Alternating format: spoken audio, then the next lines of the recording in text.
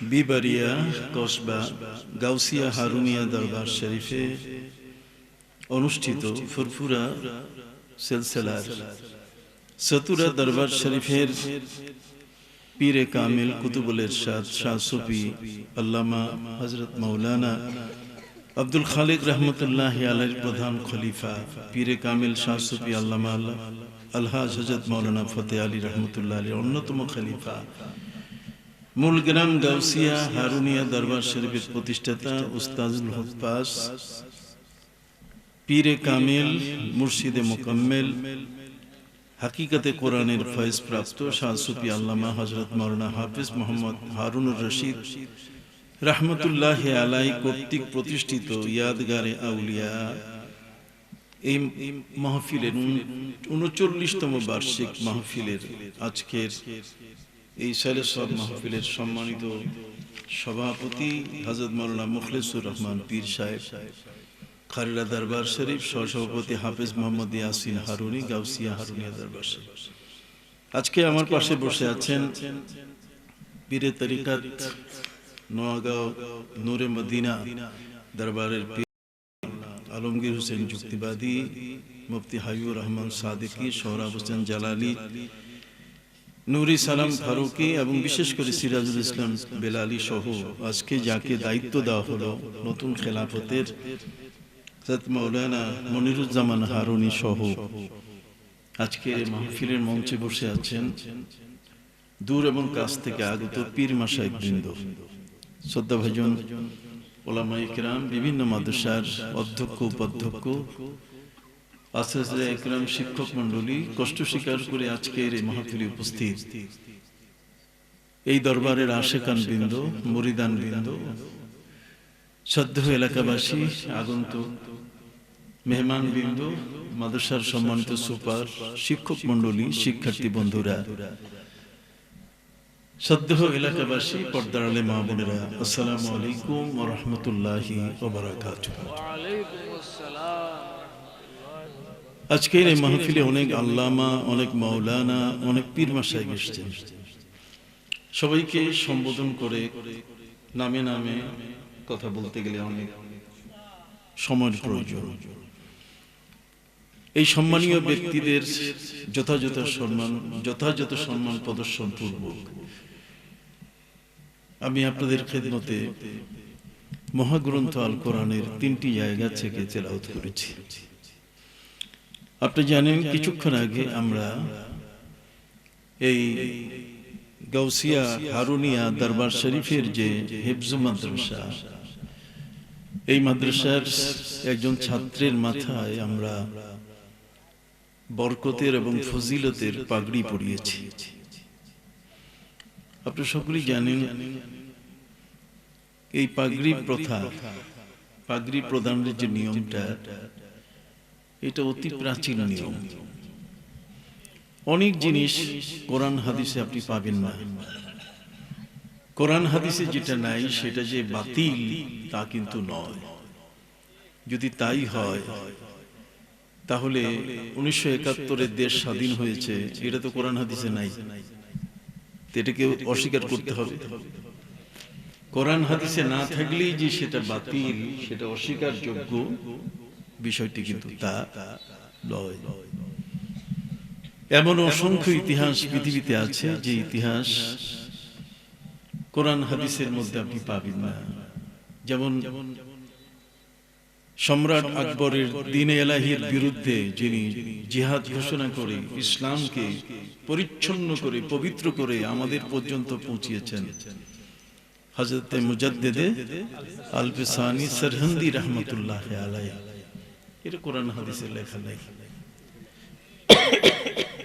কিন্তু তার এই বিশাল খেদমতে আজ উপমহাদেশের মানুষ পৃথিবীর সবচেয়ে বড় একটা জঘন্যতম ইসলামের নামে ধোঁকা, মদ পান করা জায়েজ, দুই বোনে বিবাহ করা জায়েজ, এই সব দুই বোনকে একসাথে বিবাহ করা জায়েজ, দ্বীনে এলাহি বলতে গেলে যেটা ঈমানকে ধ্বংস করেছিল হযরতে মুজাদ্দিদে আল-ফিসানি রহমতুল্লাহি আলাইহির বিশাল জিহাদের মাধ্যমে আজকে আমরা এই আক্রমণ থেকে বেঁচে গেছি। আমাদের ঈমান, আমাদের পরিবেশ, আমাদের ইসলাম, আমাদের শরিয়া রক্ষা পেয়েছে। সম্মানিত সুধী, শুধু তাই নয়, হযরত খাজা মঈনুদ্দিন চিশতি আজমিরি রহমতুল্লাহ আলাইহির নাম কোরআনে নাই, কিন্তু এটা অস্বীকার করারও সুযোগ নাই যে কোরআন এবং হাদিসে যেহেতু তার নাম নাই, এই জন্য তাকে মানা যাবে না। পবিত্র কোরআন কোন ব্যক্তির নামে আসে নাই। পবিত্র কোরআন হচ্ছে একটি ফান্ডামেন্টাল ল। এটি এমন একখানা গ্রন্থ যেটা প্রতিদিন নতুন ভাবে কুল্লা ইয়াউমিন হুয়া ফি শান। আল্লাহ যেমন প্রতিদিন তার নতুন বিশাল ক্ষমতা তিনি প্রদর্শন করে যাচ্ছেন, ঠিক অনুরূপভাবে তার বাণীও আল কোরআন প্রতিদিনের জন্য একটি নতুন অবস্থান সৃষ্টি করে যাচ্ছে। অতএব আজকের পৃথিবীতে যদি কোনো ব্যক্তি বলে যে কোরআন প্রাচীন, তার এটা সম্পূর্ণ মিথ্যা কথা। কোরআনের কোথাও প্রাচীন শব্দ লেখা নাই। কোরআনের কোন জায়গায় প্রাচীন শব্দ কি হচ্ছে জীবন্ত একখানা গ্রন্থ, চলমান একখানা গ্রন্থ। এটি নিত্য পঠিতব্য। আল কোরআন শব্দের অর্থ হচ্ছে প্রতি মুহূর্তের জন্য যে গ্রন্থখানা পাঠ করে এর দ্বারা জ্ঞান অর্জন করা যায়। অতএব নিত্য পাঠ্য যে গ্রন্থ, সেই গ্রন্থখানা একটি জীবন্ত আল্লাহর বাণী হয়ে আমাদের মাঝে প্রতিদিন অবস্থান করছে এবং নিত্য নতুন বিষয়ের সমাধান দিচ্ছে। এই জন্য কোরআন এটি প্রাচীন গ্রন্থ নয়। প্রাচীন গ্রন্থ বলে কোরআনকে অতীত বলে এই কোরআনের থেকে দূরে সরে এসে নতুন কোন ফর্মুলার উপরে নিজের পরিবার, সমাজ, দেশকে পরিচালনা করার কোন সুযোগ নাই। হযরত খাজা মঈনুদ্দিন চিশতি আজমিরি রহমতুল্লাহ আলাইহি, তার যুদ্ধ হয়েছিল বাতিলদের সাথে। তার শাগরেদ মোহাম্মদ ঘুরি তরাইনের যুদ্ধে যখন পৃথিরাজ মোহাম্মদ ঘুরিকে আঘাত করেছিল, হযরত খাজা মঈনুদ্দিন চিশতি আজমিরি রহমতুল্লাহ আলাইহি একজন বাতিল, অমুসলিম, একজন আল্লাহদ্রোহী মুশরিক ব্যক্তি একজন মুসলমানের গায়ে আঘাত করবে, হযরত খাজা মঈনুদ্দিন চিশতি আজমিরি রহমতুল্লাহ আলাইহি মেনে নিতে পারেন নাই। আমরা তখন হিন্দুদের হাতে আল্লাহর কোরআনের যে বিশাল সম্মানীয়, যেটাকে বলা হয়েছে শিয়ারে আজিম, শায়রুল্লাহর মধ্যে একটি হচ্ছে কাবা ঘর। কাবা ঘরকে অসম্মান করা যাবে না। অতএব এটা কোনোদিন মার্কা হিসাবে কোনো ভোট কেন্দ্রে, কোনো দেশের ইলেকশনের মার্কা হতে পারবে না। কারণ কাবাকে যখনই মার্কা বানানো হবে, তখনই একদল কাবার উল্টাটা বলা শুরু করবে। কাবাকে অসম্মান করা হবে। ওয়ামান ইউআযযিম শাআইরাল্লাহ ফাইন্নাহা মিন তাকওয়াল কুলুব। আল্লাহর নিদর্শন কোন কারণে অপমানিত হয়, আল্লাহর নিদর্শন কোন কারণে ছোট হয়, কোন কারণে আল্লাহর নিদর্শন খাটো হয়, সম্মান নষ্ট হয়, এমন করা যাবে না। তাহলে ঈমান কি হয়ে যাবে? নষ্ট হয়ে যাবে। আল্লামা শাহ ওলিউল্লাহ মুহাদ্দিস দেহলভী রহমতুল্লাহ আলাইহি তিনি লিখেছেন,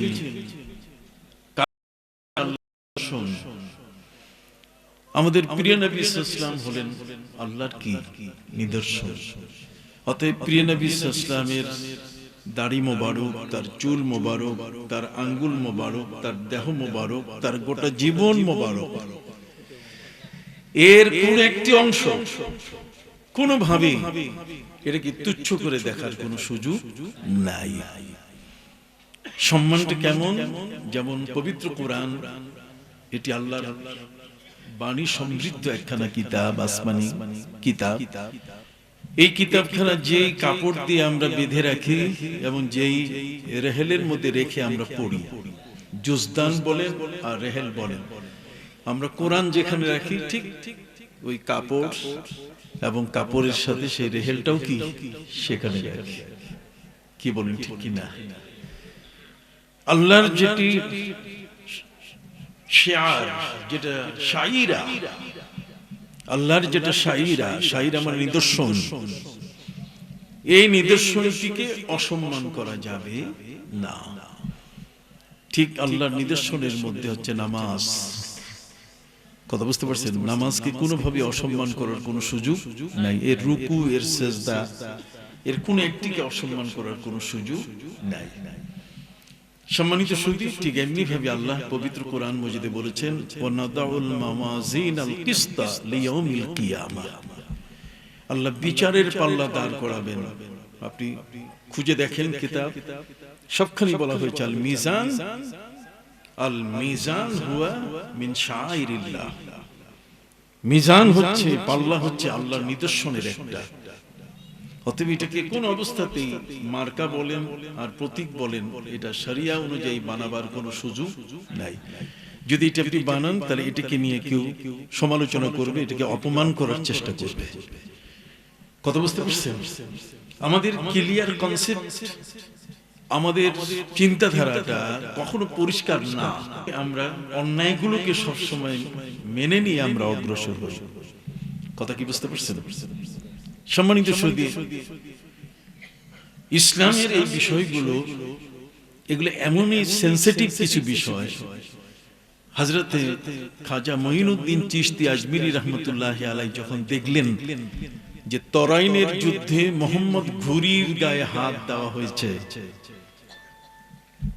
উনি চুপ থাকেন নাই। তিনি পৃথিরাজকে সাবধান করে দিয়েছেন, পৃথিরাজ তুমি সাবধান হয়ে যাও, আর একবার যদি তুমি মোহাম্মদ ঘুরির গায়ে হাত দেবার চেষ্টা করো, তাহলে আমার খলিফা, আমার শাগরেদ কুতুবউদ্দিন কাকি, তার তরবারিতে তোমাকে টুকরা টুকরা করে ফেলা হবে। কথা বুঝতে পারছেন? তো কুতুবউদ্দিন কাকি দরবেশ, কিন্তু তার পীর বলছেন যে তার তরবারি দিয়ে তোমাকে কি করা হবে? টুকরা টুকরা করে ফেলা হবে। সম্মানিত সুধী, আল্লাহর ওলিদের এই প্রতিবাদ আমাদের আকীদা, ঈমান, বিশ্বাসকে পৃথিবীতে প্রতিষ্ঠিত করে রেখেছে। আল্লাহর ওলিদের এই ভূমিকা যদি যুগে যুগে না থাকতো, সেটা যে নামই হোক, বড় পীর আব্দুল কাদের জিলানী, খাজা মঈনুদ্দিন চিশতি আজমিরি, হযরত উসমান হারুনি, হযরত বাহাউদ্দিন নকশবন্দি, কথা বল না, হযরত মুজাদ্দিদ আল ফিসানি, খাজা আজমিরি সঞ্জিরি রহমতুল্লাহ আলাইহি সহ, কথা বল না, আমাদের এই ফুরফুরা সিলসিলার যত ওলিয়া উলিয়া, বিশেষ করে হযরতে শাহ ওলিউল্লাহ মুহাদ্দিস দেহলভী, তার উপরে এবং তার পরে হযরতে নূর মোহাম্মদ নিজামপুরের আগে হযরতে সৈয়দ আহমদ শহীদ বেরলভী রহমতুল্লাহ আলাইহি, হযরতে নূর মোহাম্মদ নিজামপুরি রহমতুল্লাহ আলাইহির পরে হযরতে সুফি ফতে আলী ওয়াইসি রহমতুল্লাহ আলাইহি, সুফি ফতে আলী ওয়াইসি রহমতুল্লাহ আলাইহির পরে যিনি তার হাতে বায়াত গ্রহণ করেছেন, তিনি হলেন আবু বকর সিদ্দিকী ফুরফুরবী রহমতুল্লাহ আলাইহি। এবং এই ফুরফুরা সিলসিলা এই সারা বাংলাদেশের মধ্যে ইসলামকে আবাদ করেছে। এই বাংলাদেশের মানুষ, এরা হানাফি মাযহাবে আসার পিছনে যাদের অবদান, আমাদের এই দেশে শাফি মাযহাব নাই। আমাদের এই মাযহাবে আহলে হাদিস নতুন করে মাথাচাড়া দিয়েছে, কিন্তু আমাদের এই দেশের মধ্যে হানাফি মাযহাব প্রতিটি ঘরে ঘরে, এর পিছনে যিনি এই উপমহাদেশে হানাফি মাযহাবের ব্যারিস্টার ছিলেন, তিনি হলেন ফুরফুরা দরবারের আবু বকর সিদ্দিকী রহমতুল্লাহ আলাইহির একান্ত তারি খলিফা হযরত আল্লামা রুহুল আমিন বশিরহাটি রহমতুল্লাহ আলাইহি। আল্লামা রুহুল আমিন বশিরহাটি রহমতুল্লাহ আলাইহি তিনি এই উপমহাদেশে, ওদিকে আসাম, মণিপুর, কথা বল না, আপনাদের এই বিবাড়িয়া সহ, আগরতলা সহ এই পুরা উপমহাদেশটার ভিতরে আমাদের যে এশিয়ার একটা অংশ, বিশেষ করে আমরা বাংলাদেশের যে ভূখণ্ডে ভারতকে মিলিয়ে আমরা আছি, পশ্চিমবঙ্গ সহ এই পুরাটাতেই যিনি হানাফি মাযহাবকে প্রতিষ্ঠিত করেছেন তিনি হলেন আল্লামা রুহুল আমিন বশিরহাটি রাহমাতুল্লাহি আলাইহি। নারে তাকবীর, নারে রিসালাত, গুলগ্রাম গাউসিয়া দরবার শরীফ, সতরা পাক দরবার শরীফ। সম্মানিত সুধী বন্ধুরা আমার, এই সমস্ত মহান ওলি যাদের হাতে আজকে ইসলাম হাত বদল হতে হতে আমাদের পর্যন্ত চলে আসছে, তাদের কারণে আমাদের মাথায় টুপি টিকির বদলে, এবং তারা আমাদেরকে দাড়ি রাখা শিখিয়েছেন, আমাদেরকে আমল আখলাক শিখিয়েছেন। আপনাদের এই অঞ্চলে সবচেয়ে বড় আগরতলা শহর মোমেনশাহীর বিশাল একটা অংশ, এবং ওদিকে চাঁদপুরের মতলব, কথা বুঝতে পারছেন, আল্লামা শেখ বুরহানুদ্দিন রহমতুল্লাহি আলাইহি, আল্লামা মনজুর আহমদ রিফাই রহমতুল্লাহি আলাইহি মরহুম সহ সতুরা দরবার শরীফ, রসুলপুর দরবার শরীফ এবং মোমেনশাহীর বিশাল এই অঞ্চল, এটি আবাদ করেছেন ফুরফুরা দরবারের এই পীর মাশায়েখ আউলিয়া ইকরাম। ঠিক অনুরূপ ভাবে আপনি দক্ষিণাঞ্চলে সারসিনা দরবার, কুমিল্লার মধ্যে সেখানে সিঙ্গুলা, ধামতি, সোনাকান্দা দরবার, কথা বলেন। এভাবে যদি আমরা লক্ষ্য করি তাহলে আমরা দেখতে পাবো যে বাংলাদেশের বলতে গেলে পুরো অঞ্চল একেবারে সাতক্ষীরা সহ এই ফুরফুরা দরবার সর্বত্র ইসলামকে প্রচার করে এ পর্যন্ত নিয়ে এসছে। এটা কোরআন হাদিসে লেখা নাই, তবে অস্বীকার করারও কোনো সুযোগ নাই। সম্মানিত সুধী, এই বাংলাদেশের নতুন মোল্লারা যে মাদ্রাসাগুলো স্থাপন করতেছে এগুলোর নিয়ত একান্ত খারাপ। এখান থেকে তারা সুন্নাহ বিরোধী, হানাফি মাযহাব বিরোধী, এখান থেকেই তারা নবী করিম সাল্লাল্লাহু আলাইহি ওয়াসাল্লামের মহব্বত এবং ভালোবাসার যে মানুষগুলো পীর মাশায়েখের চিন্তাধারাকে ধ্বংস করার জন্য তারা এই মাদ্রাসাগুলো প্রতিষ্ঠা করছে এখন নতুন করে। কিন্তু আউলিয়া ইকরাম তারা এই বাংলাদেশের মধ্যে, আপনারা জানেন, প্রতি 48 মাইলের মধ্যে একজন আলেম থাকা ফরজে কিফায়া। আপনি কি আমার কথাগুলো শুনতেছেন? 48 মাইল ব্যাসার্ধে একজন আলেম থাকা ফরজে কিফায়া। কেন? পবিত্র কোরআন মজিদে আল্লাহ বলেন, ফাসআলু আহলাজ যিকরি ইন কুনতুম লা তা'লামুন। তোমরা যে বিষয়টা জানো না সেই বিষয়টা তোমরা যে জানে তার কাছে তোমরা জেনে নাও। অতএব এই এলাকার মধ্যে 48 মাইলের সফরের এই এলাকার মধ্যে কোনো যদি সমস্যা হয়ে যায়, মাসলা দরকার হয়, তাহলে সেই সমাধানটা দিবে কে? এই জন্য ওলামায়ে কেরাম তারা ফতোয়া দিয়েছেন 48 মাইলের মধ্যে সেখানে একজন আলেম থাকা ফরজে কিফায়া। আলেম থাকা ফরজে কিফায়া, তাহলে সেই আলেম থাকাটা যেহেতু ফরজে কিফায়া, না হলে সবাই গুনাহগার হয়ে যাবে। মানুষকে, এলাকার মানুষদেরকে গুনার হাত থেকে রক্ষা করার জন্য এবং সহজভাবে কোরআন যেন প্রতিটি ঘরে ঘরে পৌঁছে, এই জন্য আমাদের দেশের পীর মাশায়েখ প্রতি 5 mile, 7 mile, 3 mile, 10 mile, 15 mile দূরে দূরে এক একটা মাদ্রাসা প্রতিষ্ঠা করেছেন। এই মাদ্রাসা প্রতিষ্ঠার পেছনে কারণ হলো একটাই, যে যাতে একদিকে ফরজে কিফায়া এটা আদায় হয়ে যায়, আরেকদিকে ঘরে ঘরে যেন আলেম তৈরি হয়। এই সমস্ত দরবার, গাউসিয়া দরবার বলেন, পুরকুল দরবার বলেন, খারেরা দরবার বলেন, আশপাশের যতগুলো দরবার আছে, প্রত্যেকটা দরবারের উদ্দেশ্য দ্বীনকে, প্রতিটি আল্লাহর দ্বীনকে, নবীজির মহব্বতকে প্রতিটি ঘরে ঘরে পৌঁছে দেওয়া। এবং সেই সূত্র ধরে বাংলাদেশে সৌভাগ্য যে অসংখ্য আউলিয়া কেরাম এই জমিনের মধ্যে তারা এসেছেন, এবং তারা এমন একটি পরিবেশে এসেছেন যে পরিবেশে এখন যারা ইসলাম নিয়ে লাফালাফি করছে তাদের দ্বারা কখনো ইসলাম বাংলাদেশে আসে নাই। কথা বলেন। নাসিরউদ্দিন আলবানী শেখ ইবনে তাইমিয়া, এই সমস্ত লোকের মাধ্যমে এই উপমহাদেশে ইসলাম আসে নাই। কোন রাজনীতির কোন নেতার মাধ্যমে আমাদের দেশে ইসলাম আসে নাই। এদেশে ইসলাম এসেছে আউলিয়ায়ে কেরামের মাধ্যমে। সেই আউলিয়ায়ে কেরাম কেউ তো এসেছেন ইরানের বাল্ক থেকে মাছের পিঠে চড়ে, শাহ সুলতান মাহমুদ বলখি রহমতুল্লাহ আলাইহি। কেউ তো এই জমিনের মধ্যে এসেছিলেন ওই কুমিরের পিঠে সোয়ার হয়ে, হযরতে শাহ মখদুম রূপস রহমতুল্লাহ আলাইহি। এই বাংলাদেশের জমিনের মধ্যে বাবা শাহজালাল ইয়ামানি, শাহ মখদুম, শাহ আলী, শাহ পরান, শাহ আমানত, শাহ কামাল, শাহ মুস্তাফা, শাহ ফতেহুল্লাহ, শাহ গরিবুল্লাহ, শাহ আলী বাগদাদি, শাহ শরফুদ্দিন চিশতি, বেহেশতি, খানজান আলী।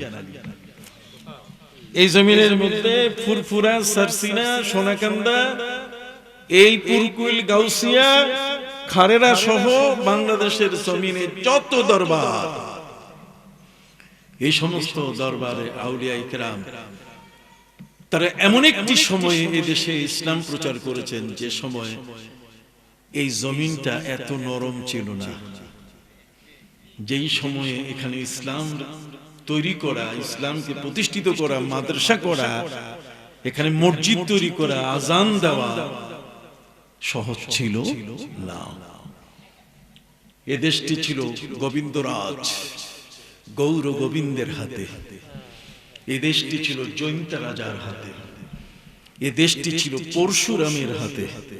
এ দেশটি ছিল বীর বিক্রম আদিত্যের হাতে। কথা বলেন।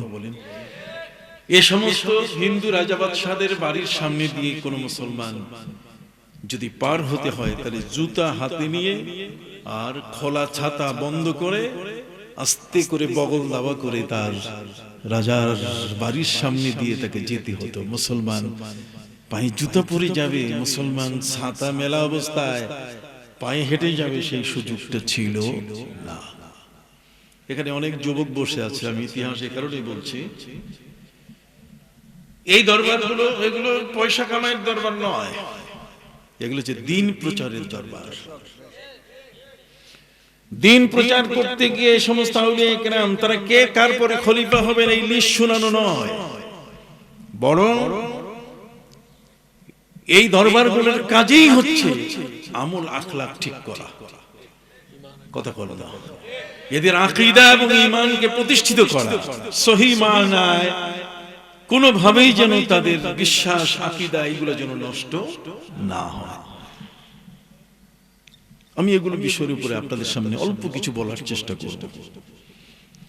অনেকেরই ধারণা নাই, অনেকেই শুধু লাফায়, কথা বলে না যে ইসলাম বোধহয় ওরাই নিয়ে আসতেছে।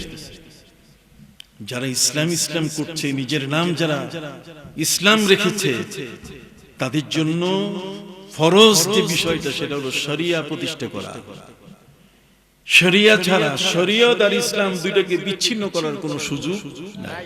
যদি কেউ দাবি করে যে আমি ইসলাম, তাহলে তাকে শরীয়তের বিধান আনতে হবে, নামাজ আনতে হবে, রোজা আনতে হবে, হজ আনতে হবে, ইসলামী বিচার ব্যবস্থাপনা সব আনতে হবে।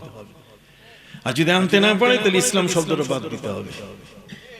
কথা বল না, ইসলাম শব্দটা কি করতে হবে? বাদ দিতে হবে। অন্য যত নাম আছে সে নামে চলুক, কিন্তু যখনই পরিচয় দেবে যে ইসলাম, তখনই তাকে শরিয়াত সম্পর্কে তাকে জানতে হবে যে এই শরিয়া ইসলামের এমন একটা অংশ, কান টানলে যেমন মাথা আসে। কথা কন না, ইসলাম শব্দটা বললেই কি আসবে? শরীয়ত চলে আসবে। সুম্মা জাআলনাকা আলা শারিআতিন মিনাল আমরি ফাত্তাবি'হা ওয়া লা তাত্তাবি' আহওয়াআল্লাযীনা লা ইয়ালামুন। হে নবী, আপনাকে একটা মানহাজ, একটা শরীয়তের উপরে আপনাকে কিন্তু আমি পাঠিয়েছি, আর সেই শরীয়তটাই হলো ইসলাম, ঈমান। সুবহানাল্লাহ বলেন। ভাইরা আমার, এই জমিনের মধ্যে ইসলাম আসা ছিল বড় কঠিন। হযরত ইমাম আহমদ বিন হাম্বল রাহমাতুল্লাহি আলাইহি তিনি তার ছেলেকে বলে দিয়েছিলেন, প্রথমে খবরদার তুমি আল্লাহর ওলিদের দরবারে যাবা না। তিনি ছিলেন নিজে 12.5 লক্ষ হাদিসের হাফেজ। 12.5 লক্ষ হাদিসের হাফেজ, তার কাছে অভাব কিসের?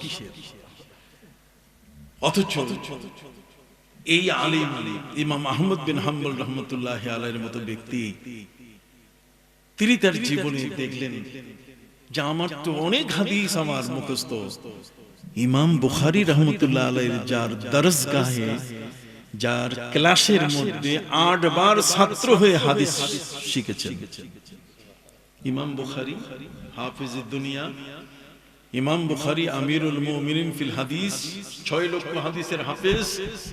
তিনি ইমাম আহমদ বিন হাম্বল রহমতুল্লাহি আলাইহির ক্লাস করেছেন কয়বার? 8 বার। কয়বার? 8 বার তিনি তার ক্লাসে বসেছেন। সেই ইমাম আহমদ ইবনে হাম্বল রহমতুল্লাহি আলাইহির মতো একজন ব্যক্তি, তিনি তার ছেলেকে বলছেন পীরের দরবারে যাবা না। তাহলে এটা একটা মারাত্মক কঠিন ব্যাপার না? কথা বলেন, এটা একটা বড় কঠিন ব্যাপার যে 12.5 লক্ষ হাদিসের হাফেজ তার ছেলেকে বলছে খবরদার পীরের দরবারে যাবে না। তাহলে এর চেয়ে বড় ফতোয়ার দরকার তো নাই। অথচ ইমাম আহমদ বিন হাম্বল রহমতুল্লাহি আলাইহি তার যে 12.5 লক্ষ হাদিস ছিল, সে হাদিসের মধ্যে বেশ কিছু হাদিস তার কাছে এমন হলো যেগুলোর অর্থ তিনি বুঝতেছেন না। এখন অর্থ বুঝতে গেলে নিশ্চয়ই কোনো পণ্ডিতের কাছে তার যেতে হবে, হাদিস বিশারদ, হাদিসের মাহের, হাদিসের অভিজ্ঞ মানুষের কাছে তাকে কি যাইতে হবে। আমার কথা কি আপনারা বুঝেন? আমি খুব শান্ত প্রকৃতির ওয়াজ করি, আমি অত কান ফাটানো ওয়াজ করি না। সম্মানিত সুধী, ইমাম আহমদ বিন হাম্বল রহমতুল্লাহি আলাইহি তিনি হাদিসের কিছু অংশ বুঝতেছেন না, এটা অসম্ভব। ফাকুল লিমান ইয়াদঈ ফালসাফাতান হাফাজতা শাইয়ান ওয়া গাবাত আনকাল আশিয়া, যদি কেউ বলে আমি সব জানি, তাহলে তার বুড়া আঙ্গুলটা দেখায় কো তুমি এখনো কিছু জানো না। গোটা দুনিয়া এখন তোমার জানা কি আছে? বাকি আছে। সুবহানাল্লাহ বলেন। একমাত্র আমাদের নবী সাল্লাল্লাহু আলাইহি ওয়াসাল্লাম তিনি বলতে পারেন যে জগতের এমন কোনো জ্ঞান নেই যে জ্ঞান আমি পারি না, সব আমার কাছে আছে। আমাদের প্রিয় নবী সাল্লাল্লাহু আলাইহি ওয়াসাল্লাম তিনি বলেছেন, নারে রিসালাত, ডক্টর কফিলউদ্দিন সালি হুজুর কেবলার আগমন, ডক্টর শেখ মঞ্জুর আহমদ রফি ওয়াইসির আগমন, নূর নবীজির আগমন। সম্মানিত সুধী, সম্মানিত সুধী, প্রিয় নবী সাল্লাল্লাহু আলাইহি ওয়াসাল্লাম তিনি বলেছেন সালু আন্নি উজিবু লাকুম, প্রশ্ন করো, প্রশ্ন করো, তোমাদের সব প্রশ্নের উত্তর দিয়ে দিব। একজন দাঁড়িয়ে বলছে ইয়া রাসূলুল্লাহ মান আবি, হে নবী বলেন তো আমার বাপকে। নবী করিম সাল্লাল্লাহু আলাইহি ওয়াসাল্লাম সাথে সাথে তিনি বলে দিলেন আবুকা আবু হুযাফা, তোমার বাপের নাম হলো আবু হুযাফা। লোকটি অবাক হয়ে গেল, কি রে, বাপের নাম তো ঠিকই তিনি বলে দিয়েছেন। সম্মানিত সুধী বন্ধুরা আমার, এই জগতের মধ্যে কিছু এমন মাহিরুল ফান, কিছু বিশেষজ্ঞ মানুষ আছেন যারা বিষয় সম্পর্কে খুব অভিজ্ঞ, কিন্তু তারপরও কিছুটা অন্তঃসার শূন্যতা আছে যে আমি কিছু হয়তো বুঝি না। ইমাম আহমদ বিন হাম্বল রহমতুল্লাহি আলাইহির মতো একজন বিশাল একজন মানুষ, 12.5 লক্ষ হাদিসের হাফেজ, কিন্তু কয়েকটা হাদিসের অর্থ তিনি বুঝতেছেন না। এই জন্য তিনি যার কাছেই যান, যেই আলেমের কাছেই যান, আলেম সাহেব তার থেকে দূরে সরে যায় যে এটার উত্তর আমার কাছে নেই, আপনি নিজেই তো 12.5 লক্ষ হাদিসের কি হাফেজ। ইমাম আহমদ বিন হাম্বল রহমতুল্লাহ আলাইহি বলেন যে আমি মায়ুস হয়ে গেলাম, আমি নিরাশ হয়ে গেলাম। এই হাদিসগুলোর অর্থ যদি আমি না বুঝি তাহলে তো আমার বিশাল এক শূন্যতা, এই শূন্যতা রয়ে গেল। ইমাম আহমদ বিন হাম্বল রহমতুল্লাহ বলছেন যে আমি একদিন সকাল বেলায় বাগদাদের গলিতে হাঁটা শুরু করলাম। বাগদাদের গলিতে হাঁটতে গিয়ে তিনি সেখানে আমি একজন ব্যক্তির সাক্ষাৎ পেলাম যার গাল ভরা লম্বা দাড়ি, যার চেহারাটা ছিল এতই আলোকিত নূরে পরিপূর্ণ যে তার সাথে আমার চোখে চোখে দেখা হওয়ার পরে আমার কাছে মনে হলো যে আমি কিছুই জানি না তার কাছে। সুবহানাল্লাহ। আমার মনে হলো যে আমি আমার যে জ্ঞানের একটা ভান্ডার আছে এটা এখন নাই, সব হারাই গেছে। ইমাম আহমদ বিন হাম্বল রাহমাতুল্লাহ আলাইহি তিনি তার কাছে পরাজিত হয়ে গেলেন। তিনি তাকে জিজ্ঞেস করলেন, মাযা তাকুলু ফি হাযিহিল মাসআলাতি ইয়া সুফি? সুফি সাহেব, এই মাসআলা সম্পর্কে আপনার রায় কি? এই বিষয় সম্পর্কে আপনার অভিমত কি? বুঝতে কষ্ট হচ্ছে না তো? সুফি সাহেব ইমাম আহমদ বিন হাম্বল রাহমাতুল্লাহ আলাইহির প্রশ্ন করার আগেই তিনি উত্তর দিচ্ছেন। সুবহানাল্লাহ। এক পর্যায়ে তিনি নিজেকে পরাজিত মনে করে দেখলেন যে আমি এখন তার কাছে যেহেতু পরাজিত হয়েছি তাহলে বায়াতটাও নিয়ে নেই। তিনি তার কাছে কি বায়াত নিয়ে নিলেন। বাগদাদের সেই প্রসিদ্ধ মহান ওলির নাম হলো আবু হামজা। নাম কি? ইমাম আহমদ বিন হাম্বল রাহমাতুল্লাহি আলাইহি আবু হামজার কাছে বায়াত নিলেন। বায়াত নেওয়ার পরে তিনি বাড়িতে এসে তার ছেলেকে বললেন, বাবা এখন থেকে তুমি পীরের দরবারে যাবা। আগে বলছিলেন যাবা না, আর এখন কি পীরের দরবার ছাড়বা না, পীরের দরবার বাদ দিবা না। কি ঘটনা ঘটেছে, কি হয়েছে এত তাড়াতাড়ি পরিবর্তন? শুধু একজনের কাছে মানুষের যে অর্জিত জ্ঞান, সে জ্ঞানগুলো অনেক সময় এমন আছে ময়লা ধরে, জং ধরে। কথা বুঝতে পারছেন? কাপড়ে ময়লা লাগলে যেমন সাবান দিতে হয়, ইলমে দ্বীনের যে জ্ঞানগুলো আছে এগুলো বিভিন্ন খান থেকে আসে, এক এক উস্তাদের কাছে আসে। কোন কোন উস্তাদ এমন আছে যার ওই জ্ঞানটি আমার কাছে আসার কারণে আমার কিছু জ্ঞান ক্ষতিগ্রস্ত হয়ে যায়। কথা বল না, তার কারণে আমার আহরিত জ্ঞান, আমার সঞ্চয়টা, আমার জ্ঞানের মধ্যে কোনো কারণে জং ধরে যায়, ময়লা পড়ে যায়। এই জন্য জ্ঞানকে পরিষ্কার করতে হয়। প্রত্যেকটা জিনিসের যেমন পরিষ্কারক যন্ত্র আছে, লিকুল্লি শাইইন সিকালাতুন ওয়া সিকালাতুল কুলুবি যিকরুল্লাহ। প্রত্যেকটা জিনিসের পরিষ্কারের যেমন যন্ত্র আছে। লোহা যদি জং ধরে তাহলে সেটা কি রেত দিয়ে পরিষ্কার করা যায়। কাপড় যদি ময়লা হয় তাহলে সেটা সাবান দিয়ে পরিষ্কার করতে হয়। সম্মানিত সুধী, ঠিক অনুরূপ ভাবে জ্ঞান এটা হচ্ছে এমন একটা জিনিস, এটাকে মাঝে মাঝে পরিষ্কার করে নিতে হয়। আর সেই পরিষ্কার করতে গিয়ে হযরত ইমাম আবু হানিফা রাহমাতুল্লাহি আলাইহি তিনি 70 বছরের হায়াত পেয়েছিলেন। 70 বছরে তিনি 4000 ওস্তাদের কাছে লেখাপড়া করছেন। উনি নিজেই ছিলেন একজন বাজ্জাজ। বাজ্জাজ শব্দের অর্থ হচ্ছে কাপড় ব্যবসায়ী। উনি কাপড়ের ব্যবসা করতেন। কাপড়ের ব্যবসায়ী মানুষটা তার এই জীবনের মধ্যে সময় বের করে প্রায় 4500 ওস্তাদের কাছে লেখাপড়া করছেন। 4500 এই সংখ্যায় ওস্তাদের কাছে লেখাপড়া করার সৌভাগ্য অর্জন করা এটা তো ছোট কথা নয়। ইমাম শাফি রাহমাতুল্লাহি আলাইহি তিনি লেখাপড়া করেছেন যাদের কাছে, তাদের সংখ্যা হলো 80 জন। আর আমাদের ইমাম সাহেবের ওস্তাদের সংখ্যা কত? 4000 অথবা 4500। 4000ই আমরা ধরে নেই। 4000 ওস্তাদের কাছে তিনি লেখাপড়া করেছেন। তার জ্ঞানের কি অভাব আছে?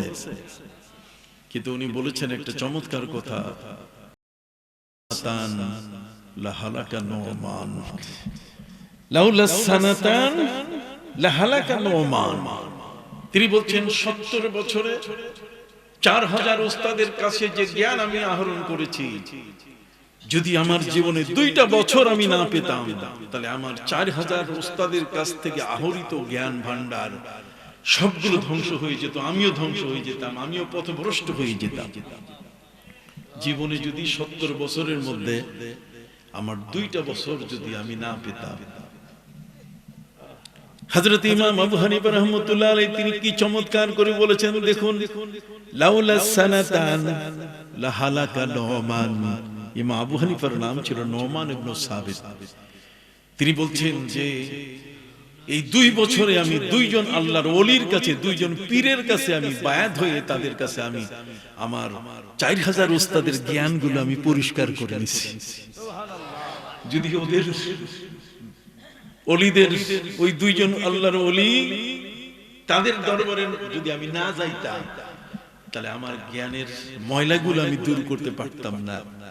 ফলে কত বিশ্ববিদ্যালয়ে পড়া মানুষ আম্মাজান খাদিজাকে বলতেছে তালাক খাইছে, বুড়ি হইছে, এই যে শব্দ, জ্ঞানের ময়লাগুলো সরাইতে পারে নাই। আপনি কি সহজ ভাষায় বুঝতেছেন আমার কথা? এখানে যুবক আছে, আপনার মেধাবী, আমি এই জন্য এই কথাগুলো আপনাদেরকে একটু বলছি। ইমাম আবু হানিফা রাহমাতুল্লাহ আলাইহির মতো ব্যক্তি তিনিও বলছেন লাউলা সানাতান লাহালাকা নওমান, যদি আমার জীবনে 2 বছর আমি না পেতাম তাহলে আমি কি হয়ে যেতাম? ধ্বংস হয়ে যেতাম। ইমাম আহমদ বিন হাম্বল রাহমাতুল্লাহ আলাইহি তার ছেলেকে তিনি বললেন, ইয়া বুনাইয়া ইত্তাবি মিন হাউলাইল লাযিনা জাদু আলাইনা বিল ইলম। উনি তার ছেলেকে বলে দিলেন, শোনো বাবা, এখন থেকে পীরের দরবারে যাবে, কারণ আল্লাহর ওলিদের ইলম আলেমদের চেয়ে বেশি। সুবহানাল্লাহ, সুবহানাল্লাহ আসতে বলেন কেন? কত বড় দামি কথা!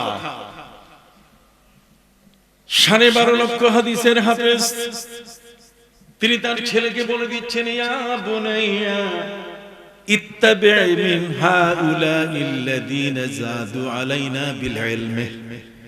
এখন থেকে পীরের দরবারে যাবে, পীরের ইলম সাধারণ আলেমদের চেয়ে কি বেশি। কেন?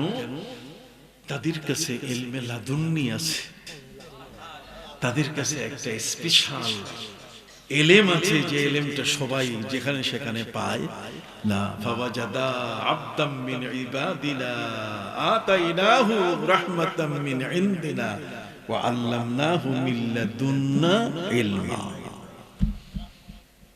সম্মানিত সুধী বন্ধুরা আমার, অনেক সময়ের দরকার আপনাদের সাথে কথা বলার,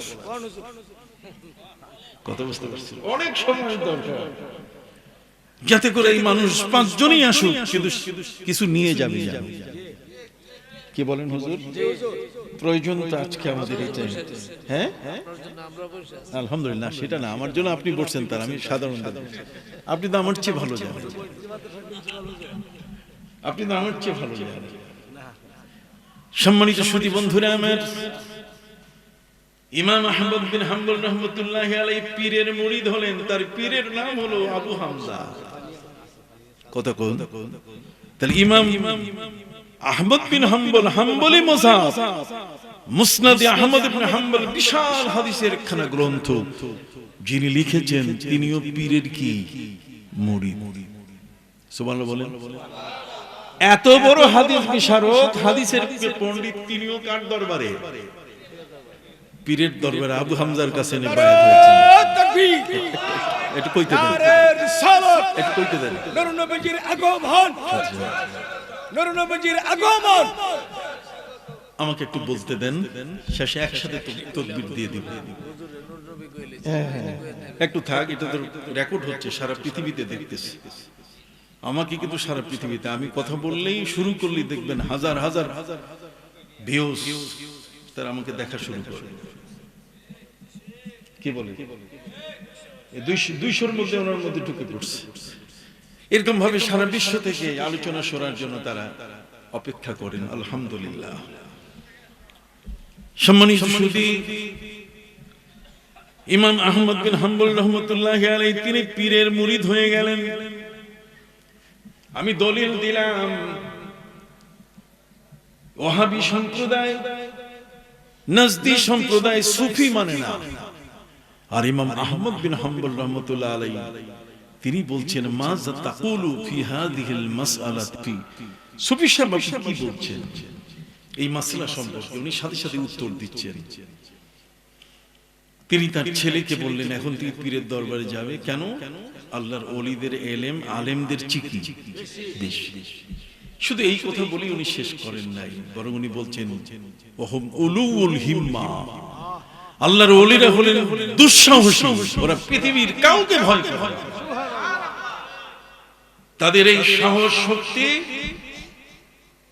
গোবিন্দরাজের বিরুদ্ধে সুরমা নদীর উপরে তারা জায়নামাজ বিছাইয়া পার হয়ে গেছেন। সম্মানিত সুধী বন্ধুরা আমার, পরশুরাম গরুর গোশতের একটা অংশ তার বাড়িতে অন্দরমহলে পড়ার কারণে মুসলমান ফ্যামিলিটাকে মেরে ফেলেছে। হযরতে শাহ সুলতান মাহমুদ বলখি চলে আসছেন তার কাছে, মুসলমানকে তুমি মেরেছো। ওই যে বললাম হযরতে খাজা আজমিরি রহমতুল্লাহ বলছেন, পৃথ্বীরাজকে আর একবার যদি হাত দাও তাহলে আমার কুতুবউদ্দিন কাকির হাতে তুমি টুকরা হয়ে যাবে। আল্লাহর ওলিরা হচ্ছেন বিশাল সাহসী একজন রাষ্ট্রের প্রধান পরশুরাম। এই পরশুরামের বিশাল রাষ্ট্রে তিনি উপস্থিত হলেন, তাও মাছের পিঠে চড়ে। তিনি ছিলেন মাহি সওয়ার। মাহি মানে মাছ, মাহি সওয়ার মাছের আরোহী, মাছের পিঠে চড়ে ইরানের বলখ। আমি সেই বলখে আমাকে নিয়েছেন, সেই বলখের একটি নদীর পাড়ে তিনি বিশেষ ধ্যানে ব্যস্ত। ইলহাম হলো এখানে আর তোমার কাজ দায়ী, তুমি দেখো নদীতে মাছ ভেসে উঠছে, তুমি তার পিঠের উপরে বসো, মাছ যেখানে নিয়ে যাবে সেখানে তোমার ওজিফা, সেখানেই তোমার কার্যালয়, সেখানে তোমার জীবনের বাকি কর্মকাণ্ড। তিনি মাছের পিঠে উঠতে পারছিলেন না। মাছ তাকে ডাক দিয়ে বলছে যে হুজুর দাঁড় কাটাটা ধরেন, উঠেন। মাছের পিঠে তিনি শক্ত করে বসে মাছকে জিজ্ঞেস করলেন যে মাছ তুমি কোথায় নিয়ে যাবে? এখন আপনি আমাকে প্রশ্ন করবেন, যারা দর্শক দেখছে আমাকে, তারা বলবে যে মাছ আবার কথা বলে কিভাবে? আরে মাছ কথা বলে না, মাছ তো আল্লাহর হুকুম মানে কথা বলে না। পবিত্র কুরআন মজিদে আল্লাহ পাক রব্বুল আলামিন বলে দিয়েছেন, আনতাকানাল্লাহুল্লাযী আনতাকা কুল্লা শাই। আল্লাহ হলেন সেই মহান, তিনি যে কোনো কিছু থেকে তিনি কথা বের করে আনতে পারেন। ভাষা, গাছের থেকে তিনি ভাষা তৈরি করতে পারেন। যেমন উস্তুনে হান্নানা, যে গাছের ডালটা, কাটা ডালটা নবী করিম সাল্লাল্লাহু আলাইহি ওয়াসাল্লামের পবিত্র জুমার দিনের খুতবার সময় পিছে দাঁড় করিয়ে নবী করিম সাল্লাল্লাহু আলাইহি ওয়াসাল্লাম তার উপরে হেলান দিয়ে জুমার খুতবা দিতেন। জুমার মিম্বার যখন তৈরি হলো, মিম্বার মানে নাবার উঁচু জায়গা, এই উঁচু জায়গাটা তৈরি হওয়ার পরে নবীজি বললেন সাল্লাল্লাহু আলাইহি ওয়াসাল্লাম, তিনি বললেন যে এটা মসজিদের একটা কোণায় রেখে দাও। এরপরে সাহাবায়ে কেরাম রাখলেন ঠিক সেইভাবে। নবীজি সাল্লাল্লাহু আলাইহি ওয়াসাল্লাম জুমার নামাজ পড়তে এসে যখন মসজিদে নববীর সেই মসজিদটিতে যখন তার কদম মোবারক রাখলেন, তখন তার সাথে 29 জন সাহাবী ছিলেন।